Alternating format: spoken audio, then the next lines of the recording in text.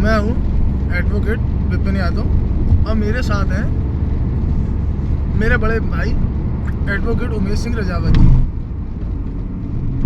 दोस्तों, हम लोग एक विधिक कार्य के लिए कन्नौज कोर्ट जा रहे थे, तो आपस में बात करते हुए हम लोगों को एक चीज़ डाउट क्रिएट हुआ कि ऐसा प्रैक्टिस के दौरान अपोजिशन लॉयर से एक आवाज़ आती है कि आप किस अधिकार से इस फाइल में, इस पत्रावली में खड़े हो।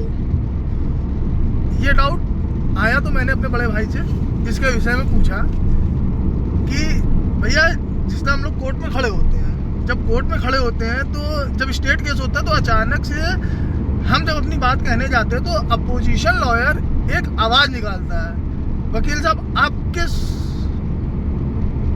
हैसियत से यहाँ खड़े हो, आपके पास क्या पावर है यहाँ खड़े होने की। इसके विषय में थोड़ा विस्तार से बताएं। देखिए विपिन जी, मैं आपको एग्जांपल देकर बताता हूँ जी। अभी हफ्ते भर पहले मैं एफटीसी कोर्ट में खड़ा था, एफटीसी फर्स्ट में। तो वहाँ पर एक सरकारी मुकदमा चल रहा था 376 का। उसमें जो पीड़िता थी उसने अपना एक प्राइवेट काउंसिल किया और वो पीड़िता के साथ उसके बयानों में आगे खड़े हो गए आके। अब मसला केवल ये था कि उन्होंने कुछ ऐसे जो फॉर्मेलिटीज थी वो पूरी नहीं की थी, आगे खड़े हो गए। डिफेंस काउंसिल ने क्वेश्चन रेस किया कि आप किस हैसियत से यहाँ पर खड़े हैं, जबकि सरकार ने इसको एक पहले से ही गवर्नमेंट काउंसिल मुहैया करवाया हुआ है, आप कैसे खड़े हैं। अब उनके पास उसका जवाब नहीं था, नया लड़का था, नहीं होगा जवाब, हर किसी को नहीं पता होता है। तो आपके दर्शकों को या हमारे दर्शकों को ऐसा ये इस चीज़ का सामना ना करना पड़े, इसके लिए मैं आपको बताता हूँ। धारा 301 सीआरपीसी की सब क्लास 2 ये प्रोविजन करती है कि अगर कोई प्राइवेट व्यक्ति किसी प्राइवेट काउंसिल को, प्लीडर को अगर निर्देशित करता है कि प्रोसिक्यूट टू समन, तो जिस काउंसिल को निर्देशित किया गया है, सिंपल सी बात, वो एक वकालतनामा ले, जो भी उसको निर्देशित कर रहा है उसके वकालतनामा में साइन करवाए, वकालतनामा फुलफिल करे और जाके उस कोर्ट में जो भी डीजीसी, एडीजीसी या एपीओ जो भी अवेलेबल हो उसके साइन करवा ले या एनओसी ले ले और उसके डायरेक्शन पे पूरी प्रोसीडिंग कर सकता है। बट यहाँ एक कैच है।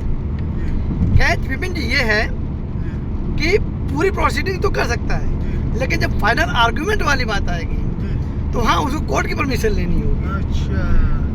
फाइनल आर्गुमेंट वो बिना कोर्ट की परमिशन के नहीं कर सकता और पूरी प्रोसीडिंग वो जो भी गवर्नमेंट काउंसिल होगा, चाहे वो डीजीसी हो, एडीजीसी हो या एपीओ, उसके निर्देशानुसार ही करेगा।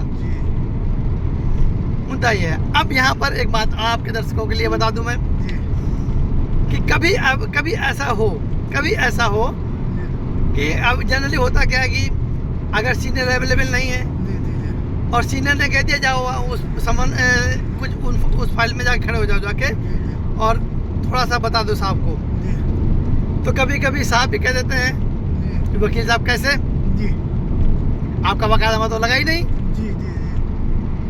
तो ये मैं आपको अगले वीडियो में बताऊंगा जब आपके दर्शक इसकी डिमांड करेंगे प्रोविजन सहित। उसके लिए लाइक करें, सब्सक्राइब करें और बेल आइकॉन दबाएं ताकि जो मैं बताऊं वो आपके पास सबसे पहले पहुंचे।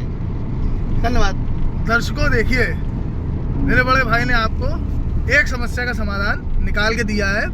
अब आप वीडियो को like, subscribe, comment and follow करें ताकि जो एक सस्पेंस रह गया है कि यदि आपका सीनियर काउंसिल नहीं है और आपको उस फाइल में जाना है और कोर्ट कहता है आप यहाँ कैसे, आप बिना वकालतनामा फाइल किए उसमें भी अपेयर हो सकते हैं। इसको जानने के लिए हमारे चैनल से जुड़े रहें और लाइक एंड सब्सक्राइब और बेल आइकन जरूर दबाएं।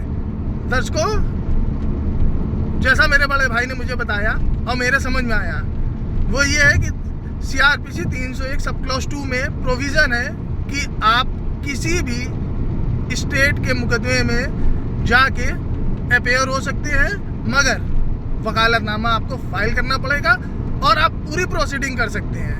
किस माध्यम से?